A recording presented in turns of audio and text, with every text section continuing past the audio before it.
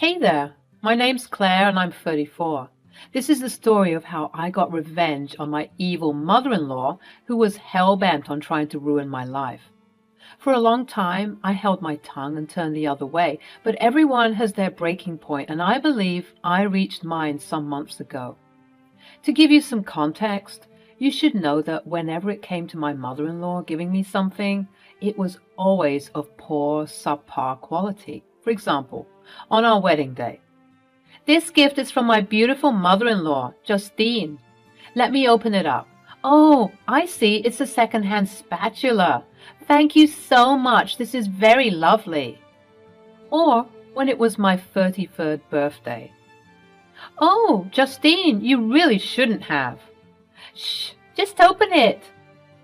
"Oh, wow, what is it?" "You silly goose, it's a shovel." "Oh, how lovely, but there appears to be some rust on it." "It's a refurbished shovel." I, later on, found out that she took it from the neighbor's shed and gifted it to me. There was also that time I held a dinner party and she bought the cheapest bottle of wine that she could find. At this rate, I'd rather that she didn't do anything for me at all.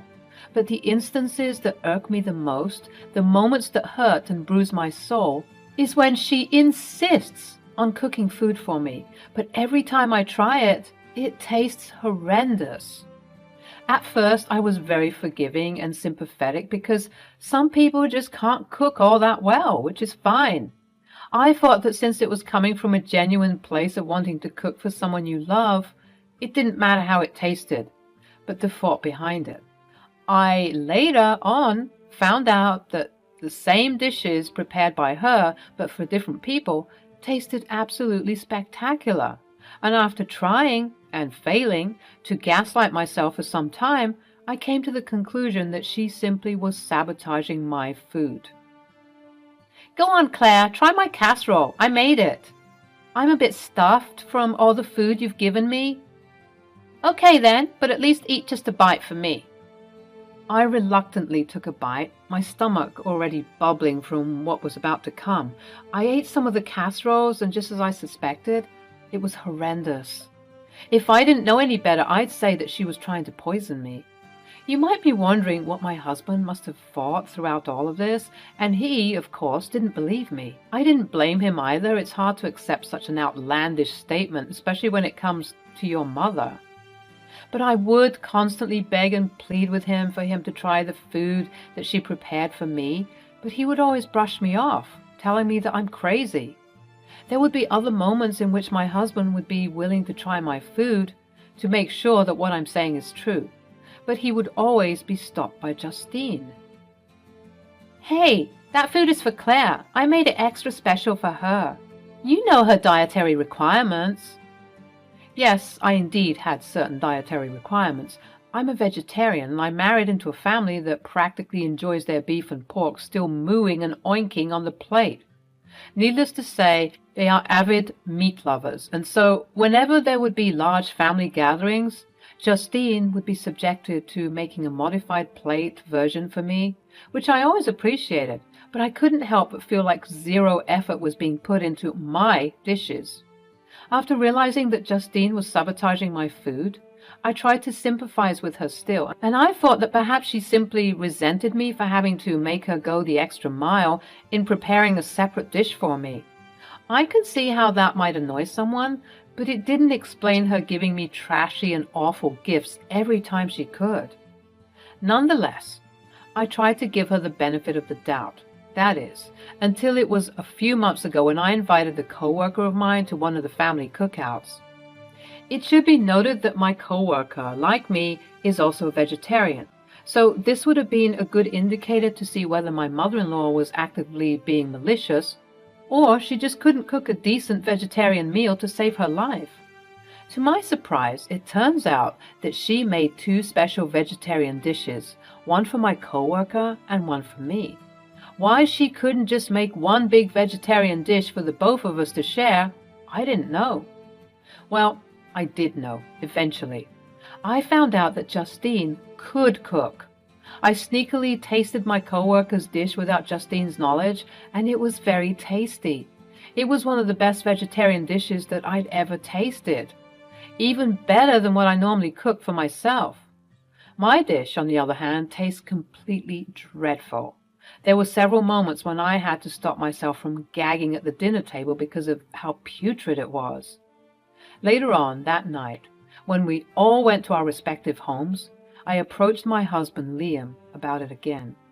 "Oh, hush, Claire, you're being dramatic and frankly, a little bit rude."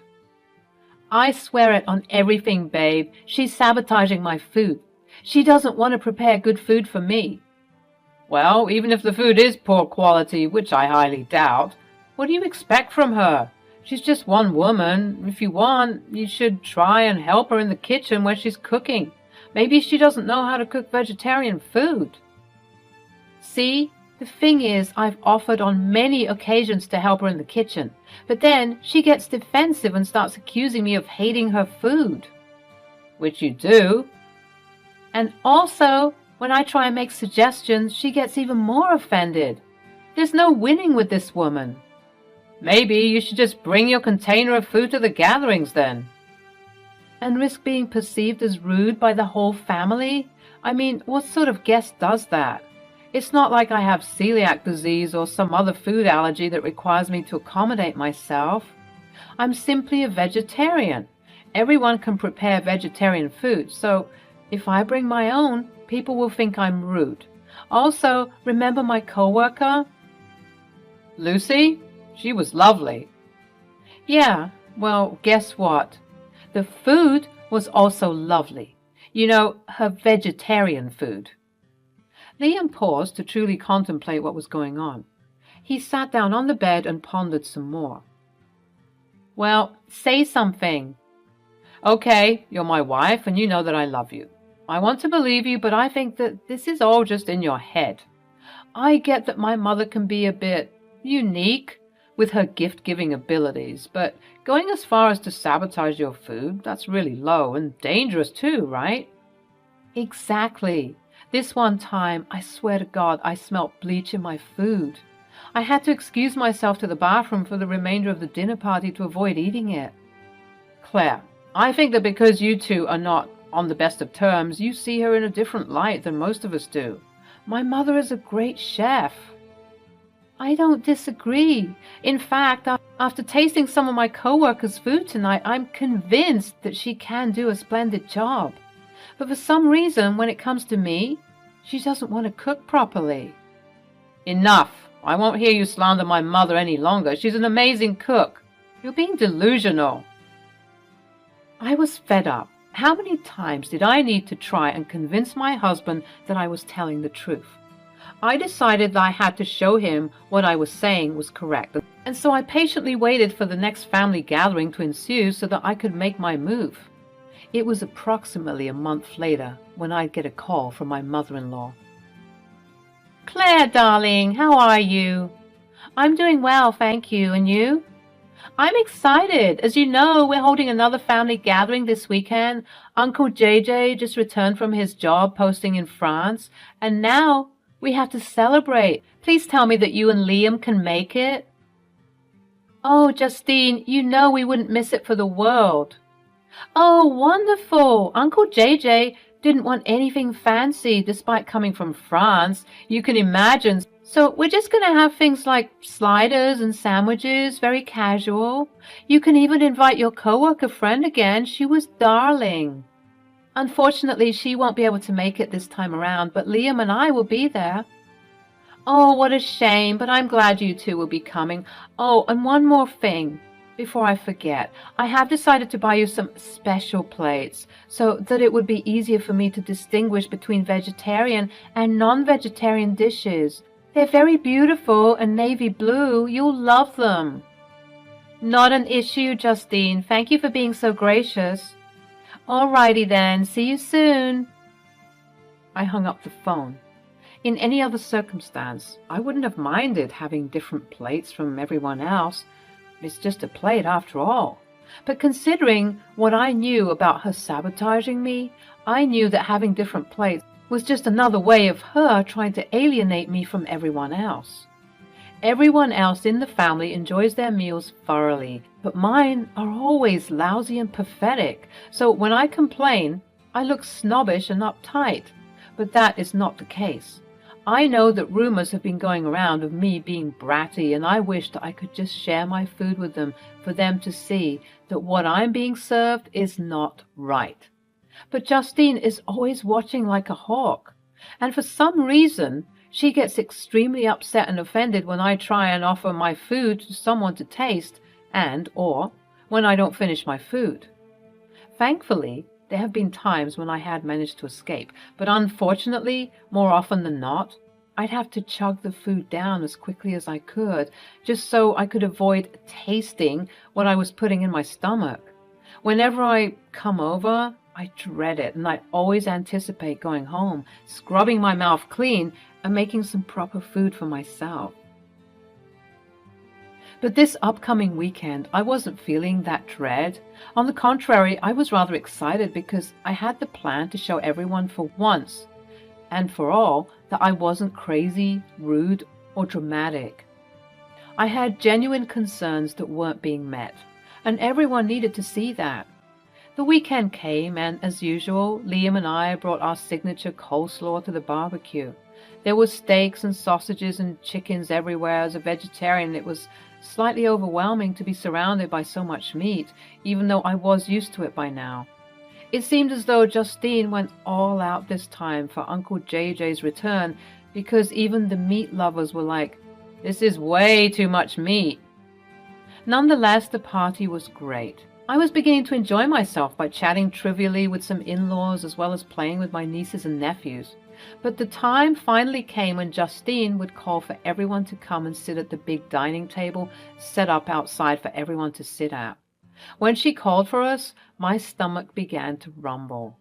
That all too familiar feeling of dread and disgust, but I quelled it, and I forced myself to smile and sit calmly and happily next to Liam.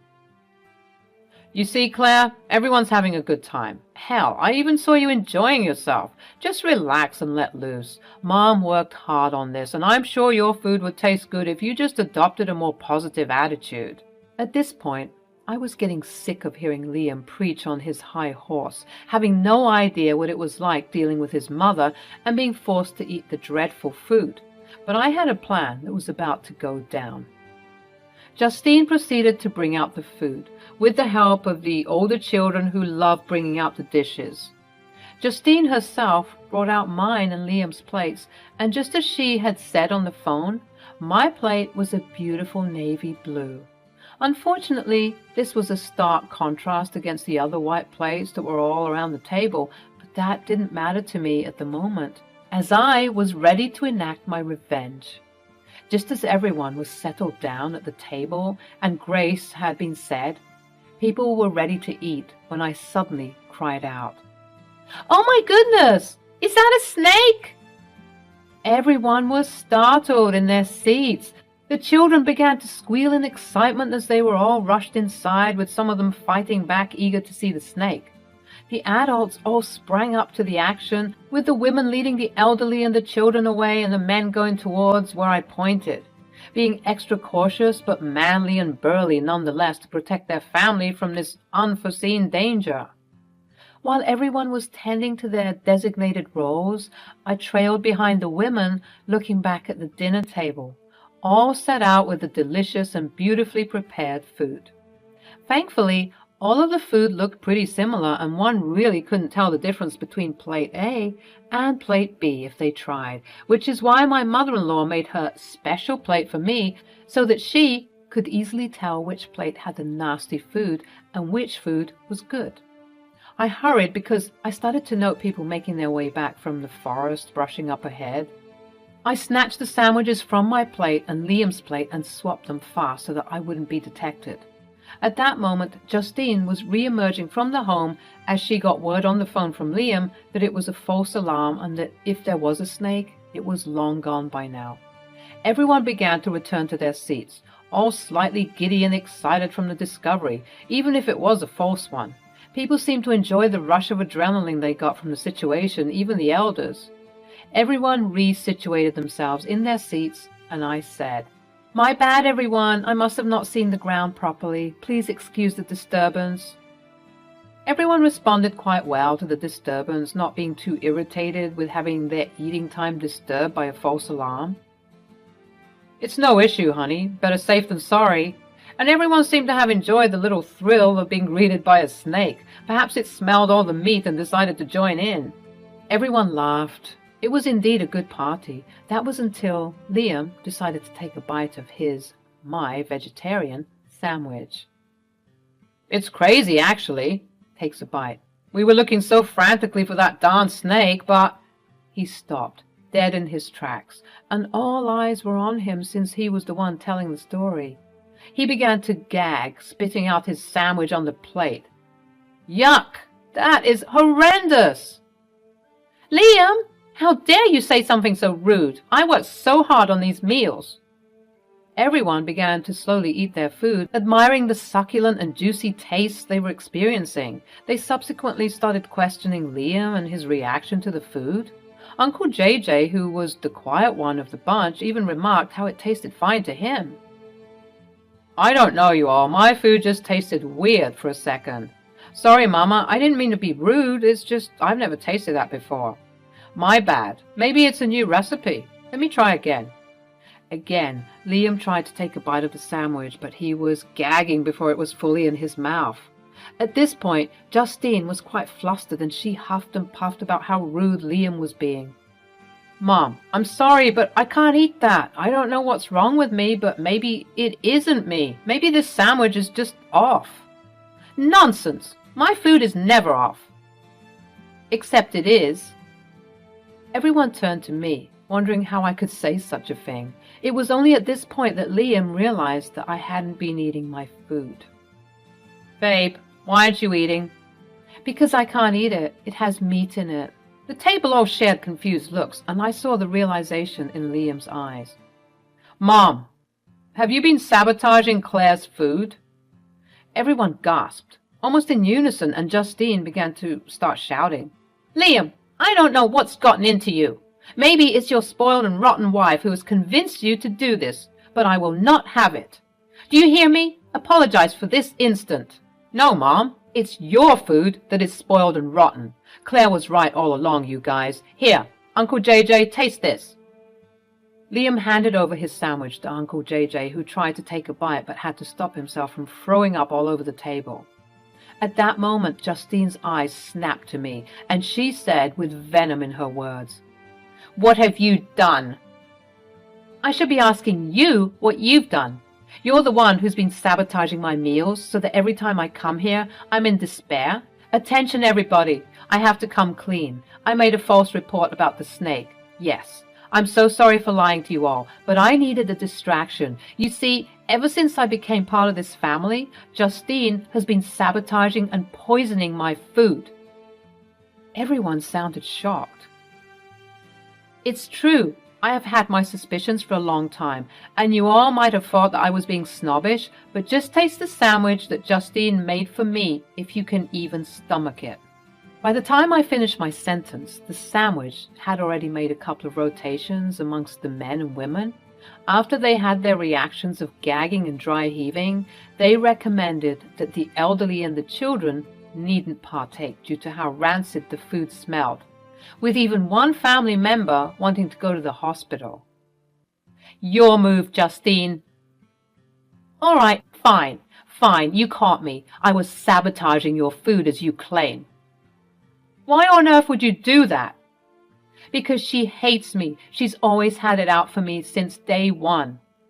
At that moment, Liam began to look green. He bent over and began vomiting all over the grass. After he was done, he flopped down on the patio sofa. "Mom, what did you put in that sandwich?" Liam, oh God, are you okay?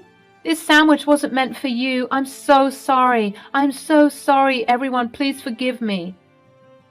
Uncle JJ's homecoming had to be cut short as several family members had to escort Liam to the hospital. It turns out that putting rancid mushrooms with a hint of cat feces does not do well in the human body. Liam was hospitalized for some time as he was recovering from this food poisoning, and my mother-in-law was consequently jailed for her part to play in this after giving her full confession. The events of that day let me know that this lady was willing to kill me due to her unbridled hatred of me. Had it been me, she would have been lollygagging until the sunset. But because it was her son, she was doing everything in her power to rectify her mistake. But it was too late. The damage had already been done. Thankfully, my husband made a full recovery and all. While I would visit him in the hospital, he would apologize profusely for not believing in me when I said that his mother would sabotage my food.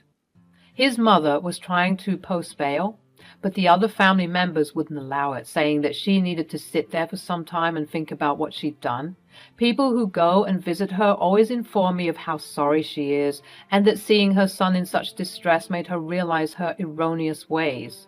I, for one, am not accepting such an apology because it had to take her seeing her son in pain for her to realize that what she was doing was wrong. You mean to tell me that for all these years, not once did she stop and think that she was being evil? Lord knows what else she's been putting in my food. And I've had to stomach it for the longest time, often vomiting in secret and missing days of work just to nurse myself back to health. After revealing all of this to my husband, he felt even more sorry for me and promised to always believe me from now on. I'm just glad that I managed to teach 2 lessons. 1, always listen to your wife. And 2, don't mess with me because you might end up in jail.